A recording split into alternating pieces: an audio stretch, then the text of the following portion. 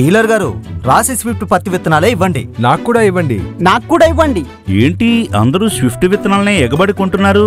అదేమన్నా బంగారమా? అందరూ అదే అడుగుతున్నారు. బంగారమే బాబు, తెల్ల బంగారం. రాశి స్విఫ్ట్ ఇచ్చే దిగుబడి మిగతా ఏ పత్తి విత్తనాలు ఇవ్వడం లేదని వాడిన రైతులందరూ చెప్తున్నారు. అది కూడా అన్నిటికంటే వేగంగా మరియు రెండవ పంట వేసుకునేందుకు వీలుగా. అవునా? అంతేకాదు, మొదటి తీతలోనే ఎక్కువ పత్తి తీయవచ్చు.